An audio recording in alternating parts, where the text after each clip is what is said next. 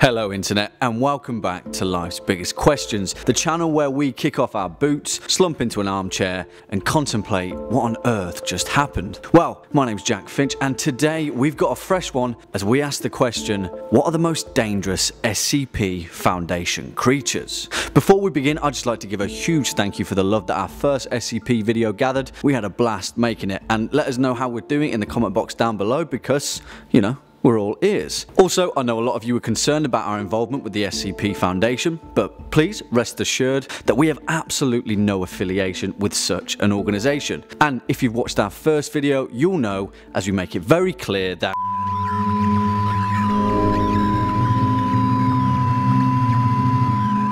okay, on with the show. Danger is a pretty tentative word when dealing with the list of containments under the watchful eye of the SCP Foundation. The majority of them, in some form or another, are absolutely terrifying and can cause unimaginable horror in the blink of an eye. Take our first specimen for example, SCP-049. Described as a humanoid entity roughly 1.9 meters in height, SCP-049 bears the resemblance of a medieval plague doctor, equipped wearing thick robes and a pale white ceramic mask. Bizarrely enough, its medieval medical uniform has actually gradually grown out of its own body, so much so that the clothing is nearly indistinguishable from whatever weird form lies beneath. The Foundation have even conducted medical x-rays on the entity, and despite this, it still has a humanoid skeletal structure beneath its outer layer, indicating that whatever it is, or was, still bears an uncanny resemblance to us. That's not the worst part though, by far, because SCP-049 is an incredibly vocal entity and it regularly converses when it has the chance. Its main topic of choice? The pestilence. Although the exact nature of what the pestilence actually is unknown, it seems to be the driving force behind this entity's existence. Foundation researchers quickly learned that SCP-049 will attempt to kill any individuals that it sees as being affected with the pestilence. The entity is capable of causing all biological functions of an organism to cease completely through direct skin contact alone. How that happens? Yeah, the Foundation scientists haven't got a clue, and that terrifies them because knowledge is power and these guys are powerless. After SCP-049 has killed, which by the way it expresses remorse for, it will usually try and perform a sort of crude surgery on the corpse which, when successful, results in the creation of an SCP-049 Mark II. Yep, it's pretty much a weird surgical necromancer which reanimates the corpses of the people it's killed in a vague attempt at curing a plague. My guess on this one, SCP-049 sees humanity as a plague itself, and then itself as the cure. Well, here's another answer to that plague, the absolutely horrific containment of SCP-096. This entity is so gnarly that the organisation has to keep it in an airtight steel cube at all times, with weekly checks for any cracks or holes as part of its security procedure. There is also absolutely no video surveillance allowed at any time. Why? Well, let's find out. Because SCP-096 is a hairless, pigmentless, humanoid creature that stands approximately 2.38 meters in height and attributes very little muscle mass, which researchers believe has led to malnutrition. The entity's arms are grossly out of proportion with the rest of its body, reaching a length of 1.5 meters each. If that's not nightmare-inducing enough, it can also open its jaw to 4 times the norm of an average human being. Again, the horrifying thing with this entity is that the SCP Foundation knows incredibly little about what makes it tick. It demonstrates very light brain function and isn't even considered to be sapient. But you're probably wondering about the whole zero surveillance thing, and well, SCP-096 is normally incredibly docile until someone views its face.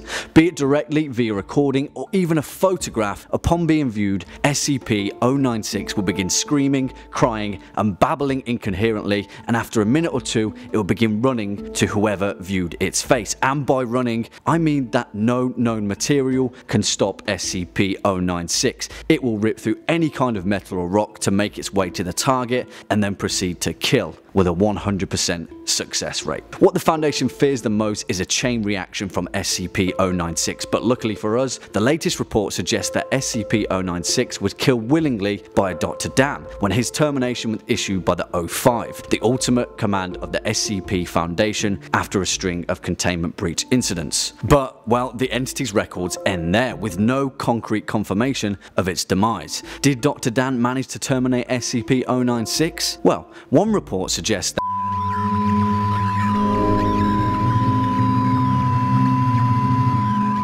Okay, now let's take a look at possibly the most dangerous entity under containment and also the universe, SCP-2317. I'd also like to give a quick shout out to SCP Illustrated for this suggestion. Cheers, bud. In essence, SCP-2317 is an old wooden door and frame appearing to be from 19th century Massachusetts, originally made for use in a basement. Any person that steps through the door will be transported to an alternate reality. Doesn't sound too scary, right? Wrong, because behind that door is a salt flat with a circle of 7 marble pillars which are engraved with a series of patterns that do not correspond to any known civilization, where a ritual must be completed every day, otherwise a primeval entity known as the Scarlet King, Devourer of Worlds, well, he'll be summoned to devour our world. The Foundation are so insanely petrified of SCP-2317 that it's pretty much expected to result in an XK class end of the world scenario. Why? Because when SCP-2317 was first discovered in 1922, 4 of 7 chains that sealed the doorway were broken, with 3 remaining intact. But since then, the 5th and 6th chains have been broken, which resulted in 2 catastrophic historical events, data redacted, of course. So now there's only 1 chain that remains, and the Foundation haven't got a clue how to repair or reattach the 6 other chains, or while a giant primeval entity is just waiting for someone to mess up during a ritual so he can rain chaos down on us all. Yeah, we're pretty much boned. Well, what do you guys think? Unfortunately, that's all of the SCPs we can cover in today's video. Let us know which entities you'd like to see in the comment box down below. Give us a thumbs up if you'd like this video, and make sure you share it with your family and friends, because awareness of the SCP Foundation could never be a bad thing, right? Just kidding, I'm being forced to make this video under the watchful eye of the O5 in an attempt to muddle your reality and make the Foundation's existence palatable for a mass audience. Am I kidding? Who knows? You've been watching Life's Biggest Questions. I've been your host, Jack Finch, and until next time, take it easy.